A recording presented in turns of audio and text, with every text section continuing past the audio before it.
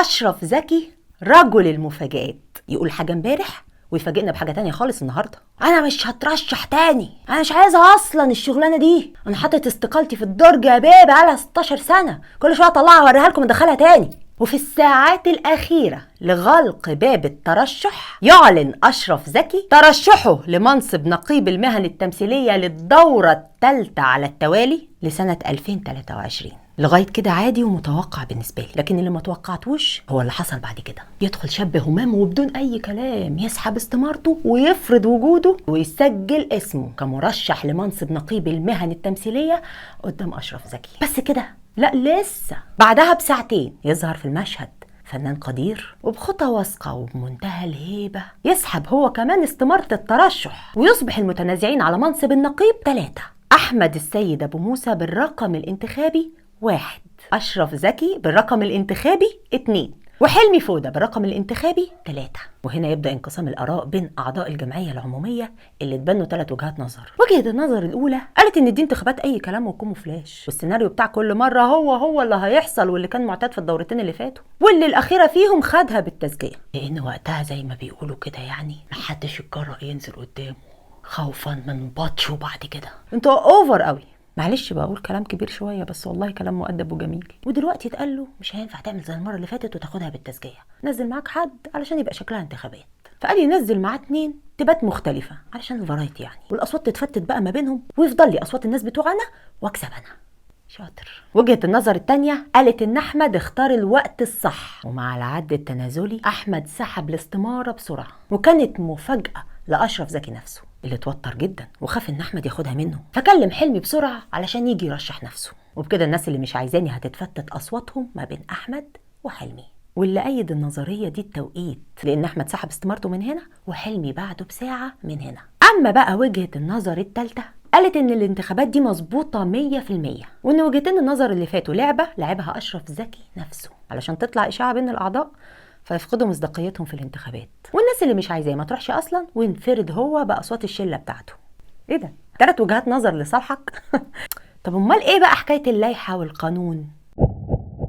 نقابة المهن التمثيلية دي هي واحدة من نقابات الرأي زي نقابة الصحفيين. النقابات الفنية ما بقتش دلوقتي بتحقق الهدف الأساسي من إنشائها، واللي هو العمل على تطوير المهنة. ويا لهوي على اللي حصل للمهنة. وعضوية النقابة ما بقتش شرط أساسي لممارسة العمل، وكان هدف بعض النقباء طول الفترة الأخيرة إن هم يضموا آلاف الأعضاء واللي ما بتتوفرش فيهم شروط العضوية علشان يجمعوا أكبر عدد ينجحهم في الانتخابات. والنتيجة انهيار مهني وتحول العاملين الأصليين في المهنة لضحايا للمهنة. فنلاقي فنانين مش قادرين يأكلوا عيالهم ولا حتى يدفعوا مصاريف مدارسهم، ومنهم كمان اللي باع عفش بيته عشان يتعالج. الفنانين بتوع زمان كانوا يهتموا قوي بتطبيق اللائحة وقوانينها، وده بقى بيرجعنا لسنة 1987 للاحتجاج على صدور قانون 103، واللي كان السبب في صدوره الكاتب سعد الدين وهبة لما قدر يأثر على بعض أصحابه في البرلمان ويصدر قانون يمكنه من انتزاع رئاسة الاتحاد، وكتب قائمة شروط تنطبق عليه هو بس.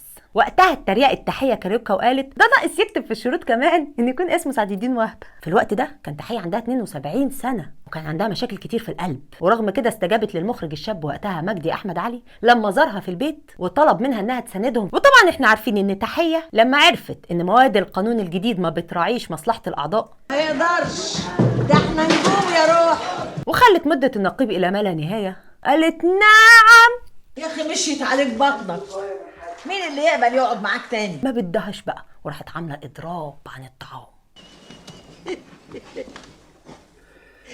يخرب بيتك لسه هجوع. وقتها جالها اتصال في نقابة السينمائيين من رئيس الجمهورية الأسبق محمد حسني مبارك. لا ينفع كده يا ست تحية، عايزة الناس يقولوا انك عشتي تاكلي في عهد فاروق وعبد الناصر والسادات ومتي جعانة في عهد مبارك. واتدخل حسني مبارك لحل أزمة النقابة واتنقلت تحية كاريوكا لمستشفى القوات المسلحة بالمعادي.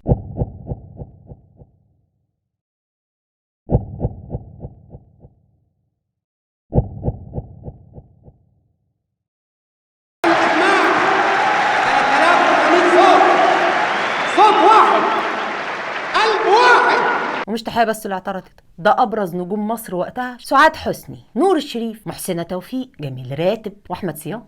ولسخرية القدر أشرف زكي. منور يا عسل.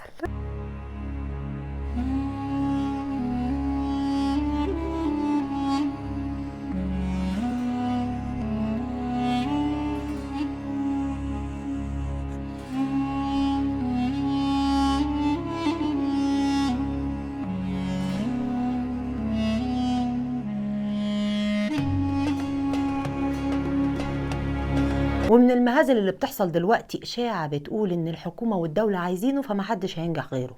عايزينه في ايه يعني؟ مش فاهمه. نوعيه الاشاعات الرخمه دي بطلوا ترددوها، بطلوا الكلام اي كلام ده، علشان في الاخر هيصب في مصلحه مصدر الاشاعه. وبعيدا عن الاشاعات وعلى ارض الواقع، الافيه اللي جاب معايا ضحك من الاخر ان الدعوه لانتخاب المرشحين قدامه سريه. لماذا؟ هل انتم تدعون لدين جديد؟ ليه يا جدعان؟ ما هي لو سريه يبقى ما فيش ناخبين اصلا. يا عم سريه، دي الناس خايفه تعمل لايك. لا بيت يؤويهم، لا طعام يباع لهم أو يهدى إليهم، لا نتزوج منهم ولا يتزوجون منا، وليطردوا إلى شعاب الجبال.